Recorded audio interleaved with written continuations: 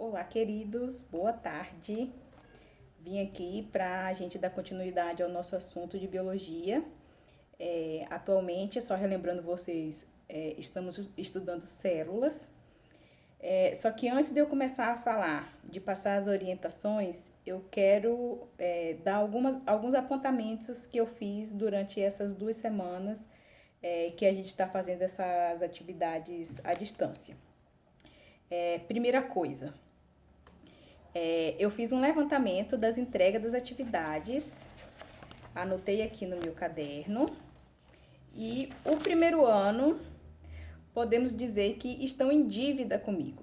Eu ainda não vi as atividades que eu passei na semana passada.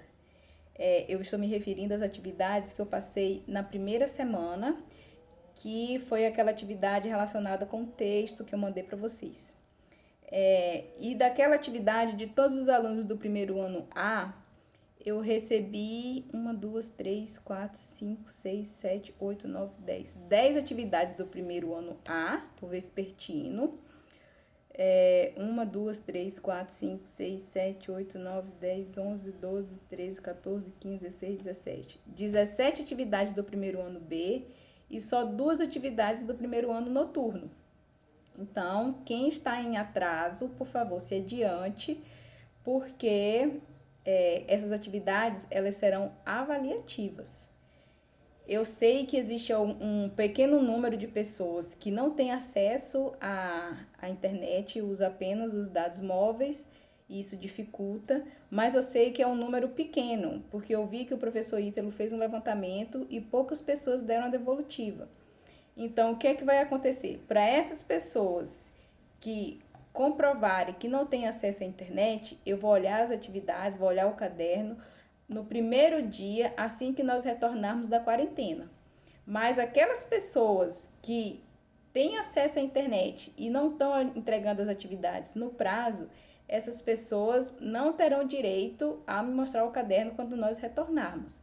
Por que eu vou ter que fazer assim? Porque é um número muito grande de alunos. Não tem como eu, em uma aula, olhar e ler as atividades de todo mundo. Então, por favor, se adiantem. Para quem ainda não entregou a primeira atividade, eu vou dar o prazo de mais essa semana. Para quem não entregou a primeira e não entregou a segunda. Certo? Por favor, fiquem atentos. No que diz respeito aos alunos do Ramalho, a turma é um pouco menor. E desses, apenas 2 me entregaram atividade. Então, por favor, vocês também se adiantem. Esse recado que eu dei também serve para vocês. Outra coisa que eu preciso falar com vocês, gente. Olha se dá para ver o meu caderno aqui. Olha se dá para ler. Dá. A palavra fiço não existe. O correto é vocês falarem eu fiz a atividade. Quando você fala eu fiz a atividade, você está falando errado. E não tem necessidade, né? Porque vocês já estão grandinhos. Eu sei que isso é um hábito, talvez, da cidade, da família, da cultura, mas vamos falar corretamente, né? Porque isso também ajuda o professor. E o último apontamento é referente à atividade da semana passada. Eu pedi que vocês, quem quisesse, né, se organizassem em grupos e vocês pesquisassem na internet algum tipo de célula. Um monte de gente não entendeu porque me mandou foto de textos escritos no caderno. A atividade não era assim. Eu vou aceitar quem fez assim, mas já vou te falando que você fez de uma forma que te deu mais trabalho. Porque a única coisa que eu queria era um link de alguma pesquisa que vocês fizeram em relação a algum tipo de célula. Poderia ser célula do cabelo, célula do sangue, célula dos ossos, qualquer tipo de célula, mas eu queria que vocês trouxessem para mim as especificidades desses tipos de célula, porque, como vocês podem perceber, no nosso corpo, nem todas as partes do nosso corpo são iguais. Cada uma tem uma estrutura que atende a um objetivo, a uma funcionalidade. E com a célula acontece da mesma forma. A célula do cérebro, do sistema nervoso, ela não é igual à célula da pele. A célula da pele não é igual à célula do coração, porque cada uma precisa ter uma estrutura, uma formatação para poder exercer a função no corpo humano. Então, para quem não fez, quem não me entregou ainda a atividade, ainda dá tempo de fazer corretamente. Vocês vão pesquisar na internet algum tipo de célula que você tenha curiosidade e vai trazer informações específicas desse tipo de célula, ok? Eu já vi aqui que algumas pessoas me mandaram, ainda não pude responder. Eu só queria dar um recado pro Enzo, do primeiro B. Deixa eu ver se é isso mesmo. Isso, Enzo do primeiro B e toda a sua equipe. Vocês pesquisaram sobre célula do sangue. As atividades que nós vamos fazer daqui para frente, vocês vão fazer todas relacionadas com as células do sangue. Só não vai valer fazer em relação às hemácias, que é que é um tipo de célula do sangue, porque a hemácia, ela tem um formato e uma função diferenciada. Esse tipo de célula não vai atender o nosso objetivo da atividade que a gente vai fazer, mas eu vou explicar sobre ela quando a gente estiver estudando o tecido conjuntivo, tá? Mais um pouquinho para frente. Fora isso, acabaram os nossos recados, vamos falar agora sobre célula. Qual é o conceito básico de célula? Célula é a menor unidade viva que existe. Antes de tudo, para um ser vivo ser considerado um ser vivo, ele precisa ter pelo menos uma célula. Aí vocês já sabem, mas eu vou repetir. Quando um ser vivo possui apenas uma célula, ele é classificado como ser vivo unicelular. E quando o ser vivo tem duas ou mais células, ele é classificado como seres vivos pluricelulares. Vai ficar muito cansado para a gente se a gente for estudar a célula nos mínimos detalhes. Então, o que a gente vai fazer aqui? A gente vai estudar de uma forma contextualizada. É daí que parte essa primeira atividade que eu passei para vocês, que era para fazer em equipe. Por quê? Porque tudo que a gente for estudar sobre célula, todas as informações que eu for dar aqui para vocês, depois vocês vão fazer uma atividade em específico relacionado com essa célula que você pesquisou, ok? Então, quem não fez ainda, quem não me mandou o link da pesquisa, manda agora. Por que eu preciso desse link? Porque eu não vou deixar que muitos grupos falem de um mesmo tipo de célula. Então, eu preciso saber o que é que vocês estão pesquisando. E a outra coisa, eu preciso saber se o que você está pesquisando é o que de fato nos interessa para as próximas atividades. Então, por favor, mandem o link o mais breve possível, certo? Então, a gente já sabe, célula é a menor unidade viva que existe, ou no animal ou no vegetal, ou então nos outros grupos, né, que pode ser uma bactéria, um protozoário ou um fungo. Todos eles, a unidade básica que forma a sua estrutura corporal é uma célula. E não pensem que pelo fato da célula ser microscópica, ou seja, não dá para ser vista a olho nu, significa que ela é simples. Ela é extremamente complexa e a sua complexidade também varia de acordo com a sua funcionalidade. Por exemplo, a hemácia é uma célula que faz parte do sangue. Só que a hemácia, ela não possui as estruturas convencionais de uma célula. Ela possui membrana, mas ela não possui núcleo e ela também não possui todas as estruturas que existem no citoplasma celular. E o fato dela não possuir núcleo designa ela uma característica um pouco diferente das outras células, é que ela tem a vida curta.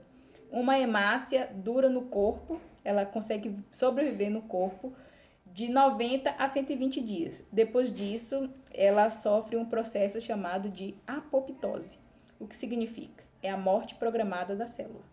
Ela mesmo se mata, dizendo assim a grosso modo, certo? Mas vamos estudar ela mais à frente. Então, só foi possível o estudo da célula graças ao desenrolar que teve com a invenção do microscópio. Então, a gente viu que existem diversos tipos de microscópios, cada um com uma aplicação, e ele foi utilizado, ele foi aprimorado principalmente para o estudo de seres vivos que não eram possíveis ser vistos a olho nu, ok? Deixa eu ver. O que vai fundamentar o estudo da célula e a importância que ela tem para um ser vivo é o que a gente chama de teoria celular. Então, a primeira atividade de vocês vão pesquisar quais são os 3 princípios da teoria celular. Vocês podem anotar aí, botar um tópicozinho no caderno de vocês. Pode ser aula 1, alguma coisa do tipo que você consiga identificar depois. E vai escrever aí teoria celular e vai colocar os 3 princípios básicos da teoria celular, ok? Então, depois que criou-se essa teoria celular, que eu não vou falar o que é porque vocês vão pesquisar, foi o que ficou mais fácil de você determinar o que é um ser vivo e o que não é, o que faz parte do universo da citologia e o que não faz parte do universo da citologia. Outra coisa, basicamente, uma célula ela é formada por 3 estruturas básicas, que é a membrana, o citoplasma e o núcleo. A membrana é a parte externa, é o que vai delimitar o espaço da célula. Vai dizer o que está dentro da célula e o que está fora. Depois do citoplasma, depois da membrana vem o citoplasma. O citoplasma, ele é uma mistura. É uma parte líquida que está inserida nela várias estruturas que a gente chama de organela. A palavra organela lembra a palavra órgão. E é basicamente isso. Organelas são pequenos órgãos que a célula possui. Cada organela ou cada pequeno órgão é responsável por uma função para fazer a célula se manter viva. Existe uma organela responsável pela respiração, existe uma outra organela responsável pela digestão dos alimentos da célula, outra responsável pelo transporte de substâncias dentro da célula, outra célula responsável pela produção de proteína, pela produção de gordura. Então, cada célula ou cada organela vai ter uma função específica. Além dessas organelas que a gente estuda no ensino médio, são basicamente 8, existem mais ou menos 300 estruturas dentro de uma célula, mas a gente não vai se aprofundar em todas elas. Por isso que eu falo para vocês que apesar da célula ser uma estrutura microscópica muito pequena, não significa que ela não seja complexa, tá? Ela é muito complexa. Então, no citoplasma vai ter a parte fluida, que é chamada de hialoplasma, e a parte que a gente chama de sólida, que são as organelas. Depois disso, nas células eucariontes, que a gente já falou sobre isso na sala de aula, vai ter uma membrana, uma película, que vai isolar o núcleo. O que significa isso? Essa membrana, que é chamada de carioteca, não vai permitir que as coisas que estão dentro do núcleo se misturem com o que está no citoplasma, ok? E o que fica dentro do núcleo? Basicamente, as estruturas responsáveis pela identidade da célula. As estruturas responsáveis pela identidade da célula e também o que a gente chama de material genético, que pode ser o DNA ou pode ser o RNA. Quando a gente fala de célula animal, que são as células ainda mais complexas, ela vai ter todos os cromossomos que são característicos da espécie, envolto, emaranhado, numa estrutura que também vai estar contido o DNA, ok? Por hoje, a gente vai acabar aqui, para a aula não ficar muito extensa. A atividade de vocês, então, a atividade número 1 é você descrever ou citar os 3 princípios da teoria celular. E a atividade número 2 é você encontrar na internet o desenho ou uma imagem da célula que você pesquisou na atividade da semana passada e você vai tentar desenhar ela. Depois que você desenhar, você vai identificar as partes dessa célula. Quais são as partes? Membrana, citoplasma e núcleo, ok? Por que isso é importante? Eu preciso, e é um objetivo do estudo da citologia, que vocês entendam que A célula, para ela funcionar, para fazer nosso coração bater, para fazer o nosso cérebro raciocinar, elaborar falas, para fazer a gente respirar, tudo isso, existe uma atividade celular por trás. E para que essa atividade celular exista, é necessário que essas partes, essas estruturas que a gente acabou de falar, elas estejam em funcionamento. Então, eu preciso que vocês entendam, mais ou menos assim, basicamente, quais são as funções de cada uma dessas estruturas para a gente conseguir aprofundar mais no assunto, ok?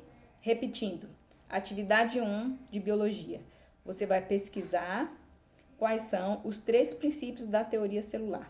Atividade 2, você vai pegar uma imagem da célula que você pesquisou, que você me mandou o link, você vai fazer um esquema, fazer um desenho no seu caderno e vai identificar as estruturas. Quando eu mandar o link dessa aula, eu vou mandar também um esboço que eu fiz para mostrar mais ou menos como que vocês vão ter que fazer essa atividade, tá certo? Espero que tenha ajudado. Preciso do retorno de vocês para me falar se esse método está ajudando vocês a desempenhar a atividade ou não. E também, né, não é o meu sonho virar youtuber, mas eu penso que isso aqui vai ajudar a gente. Então, para isso, eu preciso da avaliação do retorno de vocês. Então, quem quiser escrever alguma coisa para mim, por favor, no privado, tá? Para eu não passar tanta vergonha, eu vou ficar muito grata. Então, até mais. Bom trabalho para vocês e estou com saudades.